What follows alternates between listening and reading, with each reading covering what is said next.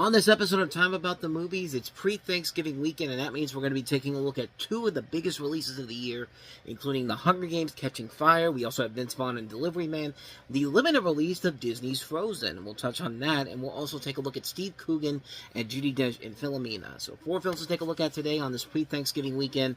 This is Time About the Movies.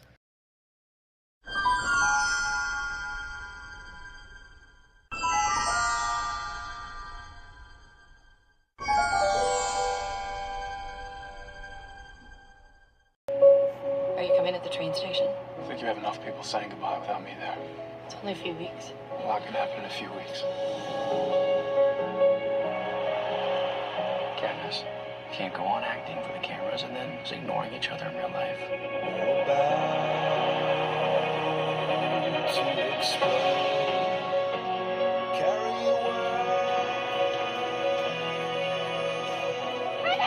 No, I have to say goodbye.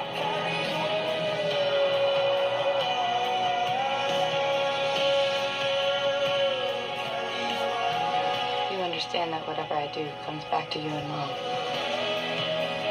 We're with you. We have never seen anything like this. And we will never see anything like it again. The Hunger Games: Catching Fire. Rated PG-13. In theaters and IMAX. Buy your tickets now. And welcome to Time About the Movies. Today we are taking a look at the 4 films that make up November 22nd, 2013, and we're starting off with the biggest of the new releases, and that is The Hunger Games: Catching Fire. In the sequel to the original Hunger Games, Katniss Everdeen, once again played by Jennifer Lawrence, has returned home safely after winning the 74th annual Hunger Games with fellow tribute Peeta Mellark, Josh Hutcherson. Winning means that they must turn around and leave their family and close friends, embarking on a victor's tour of the districts. Along the way, Katniss senses that a rebellion is simmering, but the capital is still very much in control as President Snow prepares for the 75th annual Hunger Games, the Quarter Quell, a competition that could change Panem forever. So yeah, 2013 was not looking pretty good at that point. It was up there with 2010 as one of the worst years for movies, in my opinion. The 3 big movies that were supposed to be the big bona fide hits of the year, Iron Man 3, Star Trek Into Darkness, and even Man of Steel, turned out to be disappointments, mostly in Iron Man 3 and Star Trek Into Darkness. There's still stuff I liked about Man of Steel, though. The rest of the summer blockbusters were kind of mostly lacklusters in general, with the exceptions of stuff like Monsters University, This Is the End, The Great Gatsby, We're the Millers. For the most part, the whole year had a lot of stumbles in terms of the bigger movies, with the exception of stuff like Oz the Great and Powerful. But then we got some really good stuff like Gravity and even Thor the Dark World. But I am happy to say that The Hunger Games: Catching Fire is not only one of the year's best movies, but it's one of the best sequels I've seen in a long time. One of the best action movies of all time, honestly. It ups the ante, it ups the action, it ups the tension, it gives us great character development, it keeps you invested even though you're sitting in there for 2.5 hours. It does everything right that the Twilight movies did horribly, horribly wrong. Everything about this movie just works on so many levels. The first film, while it wasn't perfect, it was an overall really good movie, and the performances and the impressive action sequences kept you invested in it. Here, this one fixes a lot of the flaws from the previous movie and gives us a good movie that every sequel deserves to do. Like, it deserves to up the ante and make it work overall. Great performances all across the board. Jennifer Lawrence, once again, great as Katniss. I think she's one of the best female characters that has been written in a long time with these movies. Her and Josh Hutcherson are great together on screen. They give Liam Hemsworth the biggest story. And unlike in Twilight, where the love triangle element seems forced and really stupid, this one is actually perfected pretty well in here. Woody Harrelson, Stanley Tucci, Donald Sutherland, Elizabeth Banks are a lot of fun in this once again. Jeffrey Wright, Jenna Malone, Sam Claflin, Philip Seymour Hoffman are nice additions to the cast. They evolve all the characters and give them more story to them that doesn't feel forced but feels natural. And when you have the two writers who've written some of the best movies the last couple of years, Simon Beaufoy, who wrote Slumdog Millionaire, and Michael Arndt of Little Miss Sunshine and Toy Story 3 fame, that makes sense overall. The action sequences are fantastic. When we get to the games themselves, they really do up the ante, with the second half being the highlight of the movie.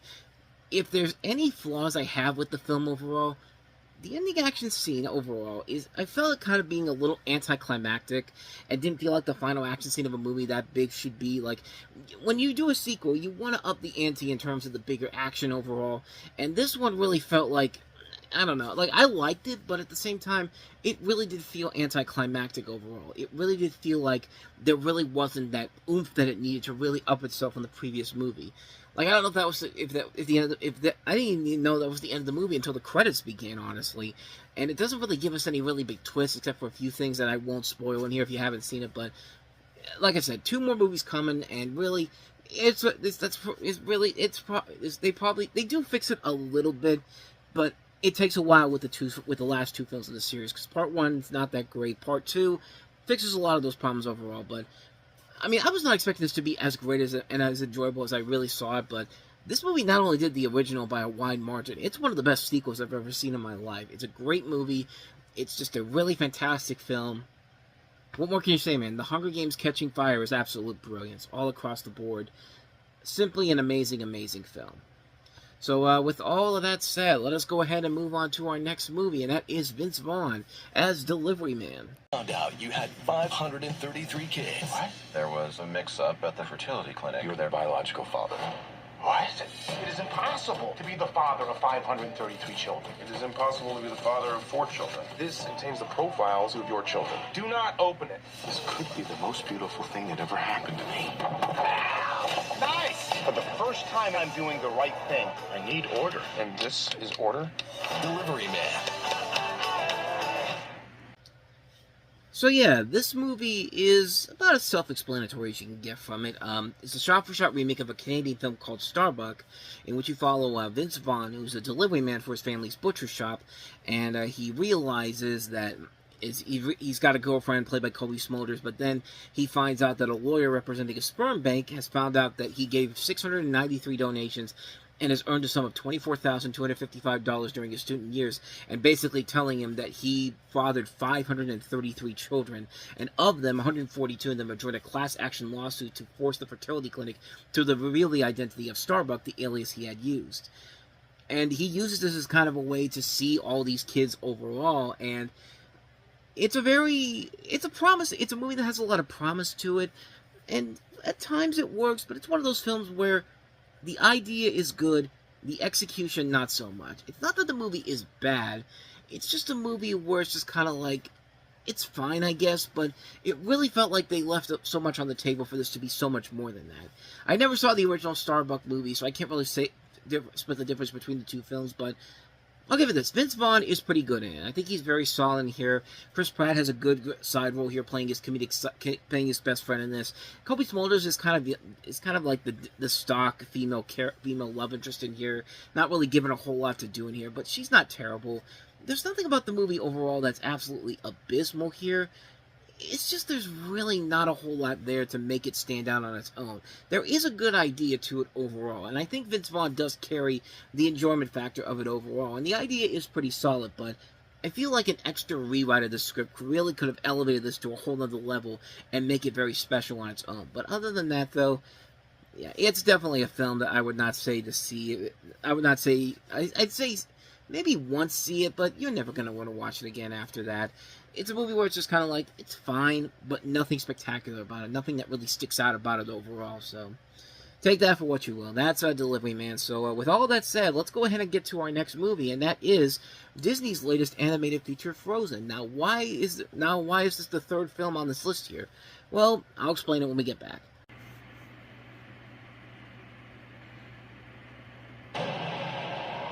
In Arendel's fair kingdom, a ruler did appear. Born with a secret power so great, alone she stayed in fear. Get it together. Control it. Although the force was hidden, one day she let it go. Sorcery. And all the land was covered in eternal ice and snow. It's completely frozen. Please, just stay away! Elsa! I'll bring her back and I'll make this right. So you're not scared? She's my sister. She would never hurt me. Yeah, I bet she's the nicest person ever. Huh? Am I right? No. Hi. You're creepy. Whoa! I don't want it. Whoa, back at you. Ew, the body. Hi, everyone. I'm Olaf. Did Elsa build you? Yeah, why? We need Elsa to bring back Summer. Olaf! Now I'm perfect. Almost. Oh, woo! Head rush. So cute. He's like a little baby unicorn. Heads up! It is not nice to throw don't snow people! Whoa, whoa, whoa, whoa, feisty pants. Your hair is turning white. Does it look bad? No, you hesitated. No, I didn't. Yeah! Wolves. I got this. But I want to help! Whoa! Whoa! Now we just have to survive this blizzard! That's no blizzard! That's my sister! For the first time in forever, I'm getting to start dreaming of the girl you always had to chance to If we don't do something soon, we'll all freeze to death. Stop the winter, please. Don't you see? I can't. You know it all ends tomorrow, so it has to be today. Let's go bring back summer! I'm not leaving without you, Elsa. Olaf, you're melting. Some people are worth melting for. You're just maybe not right this second. Nothing's in my way. Hang in there, guys!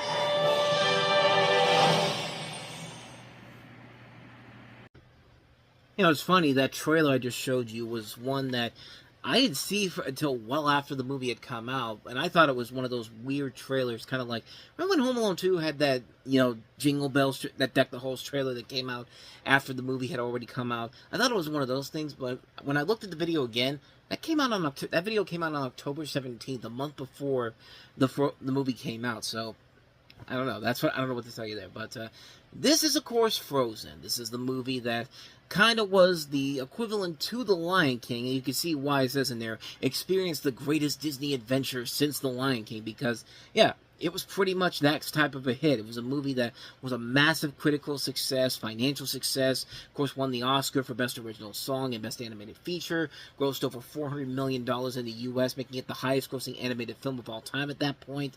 I mean, this was a gigantic hit all the way across the board, and really, it's not hard to see why. I mean, this is a movie that is the ultimate crowd-pleaser movie in general, and it works all the way for the most part. This is based off of Lucy the Snow Queen by Hans Christian Andersen, Disney taking another classic story like they did with Andersen's The Little Mermaid. The film tells the story of a fearless princess who sets off on an epic journey alongside a rugged ice trader, his loyal reindeer, and a hapless snowman to find her estranged sister, whose icy powers have trapped the kingdom in eternal water. And this really is a phenomenal movie. I mean, yeah, it got overkill later on, but I don't care, man. This movie is still pretty fun overall. This is a movie that still is very entertaining overall when it's all said and done. Everything about this movie feels like the classic Disney movies from the 80s and 90s. I'm talking about Little Mermaid, Beauty and the Beast, Aladdin, Lion King, and it breaks new grounds like the old Disney movies of the 90s did. There's a lot about this movie I really liked about it. The characters are well done. You do like all these characters. Anna and Elsa are great characters, and I like the fact that they actually portray a queen in here that's not pure evil. That's a really refreshing thing for them. But it's just like, I love the fact that they did that in this movie, because, yeah, they're the typical Disney princess characters, and they are uniquely aware of the stereotypes of all Disney films, such as the great bit about, you know, marrying somebody you met that day, on that day, or Kristoff's great bit about how men act. Also loved how at the end of the film there was a disclaimer that Disney actually threw in there, where they say that, you know, there's a part in the movie where he's talking about how men act, and, you know, there's one of those things where he's talking about, you know, men eating their boogers, like, and Disney actually had a claim at the bottom there, literally saying Kristoff's claims that men eat their boogers is untrue. It's just, I like the fact that they threw that in there as a side joke there. That's something that you probably don't catch unless you really look at the credits overall. I like Kristoff overall. I like the fact that he is a really fun character overall. The comic relief characters are a lot of fun. Sven and Olaf. And I like Hans as a character. They kind of do the same thing they did with Gaston and Beauty and the Beast. And he essentially turns out to be kind of the bad guy in here. This was back before Disney overkilled it with a surprise villain in every single movie. Because that trope this was before that trope got really, really old. But, the voice acting is top-notch. Kristen Bell is great as Anna. You know, Idina Menzel as Elsa is terrific. And something that I thought was kind of interesting, I did not know there was Kristen Bell as Anna until I heard her at the very end of the movie. It's just kind of, it's one of those things where I knew she was in there, but I couldn't put it together that was actually her. But Jonathan Groff was pretty good as Kristoff. Josh Gad was great as Olaf. Santiago Fontana was great as Hans. Alan Tudyk has some good funny moments as the Duke of Weaselton, even though I thought at first it was Malcolm McDowell doing the voice, but then again, it's a Disney animated film in the 2010s, and Alan Tudyk's basically the equivalent to John Ratzenberger in the 90s and 2000s, where at Pixar, where he's going to show up in every Pixar movie playing a different voice. The story is very well done. It mixes the classic Disney fairy tale, but adds a lot of new elements to it that makes for one of the really more enjoyable movies to come out in the last few years. And I like the fact that it doesn't resort to modern-day jokes and play down to its audience. It brought both the old and the new together and made something really great. The music is top-notch. Kristen Anderson Lopez and Robert Lopez, who at that point had written for the Book of Mormon and, of course, Winnie the Pooh, they deliver a lot of really good music, and they basically became this generation's Alan Menken and Howard Ashman or Tim Rice, where they wrote a lot of really good songs. And yes, Let It Go is definitely one of the best songs in Disney history. It's one that's, yeah, again, it's been overplayed, but you know what? It's a pretty damn good song overall, no question about it. And the best thing about this movie, the animation. It's that classic Disney animation modernized with a 3D computer animated world and perfected beautifully. Tangled was a good starting point for that. Wreck-It Ralph was close to perfecting it, and Frozen perfects it in this case. It's some of the best CG the studio had done up to that point, and they kind of upped the ante with Frozen 2, in my opinion. And yeah, I don't think Disney should stop with the 2D animated movies, but I'm just saying that you can find a way to do a CG movie and then a 2D movie and not just skip over the 2D films. That'd be great. Also, with the mention of Tangled, yeah, if you look real closely, Rapunzel and Eugene actually have a cameo in this movie in the opening song of the movie, you know, for the first time in forever. I didn't notice that until well after I saw the film. I thought that was a nice little touch there. So it basically means that Tangled and Frozen are essentially in the same universe together. But if there are any real flaws, it's the bad guy's evil plan. It's really not that thought out, and they don't really tease it early on with the character would turn evil at all. And that's one of those things where it's kind of like, let me put it this way. When they kind of reveal, like, a specific element before the big reveal of what his purpose is there, it felt more like he looked at that and said, really? That could happen to me if this is the case? Like, it's just like, it didn't feel natural. At least with Gaston, you knew early on that this guy was not on the right, that something was iffy about this guy right from the get-go. But here, yeah, it was a little too close to call on that front there. But other than that, though, this is a nearly perfect Disney animated movie. And I won't go as far to say it's the best one they've done since The Lion King, but, you know, because there's been some other good ones, that Lilo and Stitch, Princess and the Frog, Winnie the Pooh, but Frozen really is one of their stronger movies overall. 99% of the film works. It's well-paced. The story is great. The animation is gorgeous. The characters are great. It's just Disney making that comeback run they had stronger with every new movie that came out. And you had a really great Mickey Mouse short that came out at the front of it that not a lot of people talk about. I think it was for the 85th anniversary of Mickey Mouse, Get a Horse, which you want to talk about a short that combines 2D and 3D very well. That short there is so well done. The 2D captures the spirit and the magic of the Disney cartoons of the 20s, but, I mean, it combines it with 3D very well, and it's one of those things where that should have gotten the Best Animated Short Oscar nomination. I'm sorry, that should have won. Like, I haven't seen the other animated shorts, but I'm sorry, that one was the best one, no matter what. But, I mean, that's just my personal take on it. It's a great short overall, but, yeah, I really do love that one a lot, so just a great package overall for the holidays. So, with all that said, let's go ahead and move on to our last movie that we have here. Steve Coogan and Judi Dench starring in Philomena. Can you help me find my son? I immediately was captured by the story. She had a baby when she was a teenager, and she's kept it secret for 50 years. Every so often, a film comes along that inspires us and challenges the way we think. Philomena is that movie. It's not. I mean, it's not a bad movie, but don't go out there saying that it's one of those movies you're going to remember for the rest of your life. No. Not a lot of people remember this movie after it came out. Not to say it's a bad movie, but, I mean, there's certainly much better films than this film here. You got Judi Dench starring as a woman who's been searching for her son for 50 years, and Steve Coogan plays the person that tries to help him find him. And I think you could kind of figure out where the direction of this is going to go, but like I said, it's not a terrible movie. It's cool to see Steve Coogan in a much more dramatic role than usual, and Stephen Frears usually is a solid director who very rarely makes crappy movies, so. And Judi Dench is always going to work no matter what she's in. Overall, it's a movie that I saw it, I thought it was okay. I have no real intentions on coming back to see it again after the first time I saw it. I think there are much better movies unlike this one here, but that's just my personal take on it. I liked it. Not much more to say about it. Nothing too amazing about it. Nothing too groundbreaking about it. Certainly not a movie that's going to make you be like that trailer is. Be like, no, this is the movie you're going to remember for the rest of your life. You're not. You're simply not. But not a bad movie. Philomenia, give it a one-time watch. And thus, with all that said, we wrap up another episode of Time About the Movies. And because Frozen was coming out in limited release this week, Thanksgiving weekend is not looking too promising overall. We have the Sylvester Stallone written film Homefront, starring Jason Statham and James Franco. We have a movie that should be good, but not really. Black Nativity. We'll touch on that one. We'll take a look at Spike Lee's remake of Old Boy, starring Josh Brolin. We have the Idris Elba starrer, the biopic about Nelson Mandela, Mandela Long Walk to Freedom. And is that it?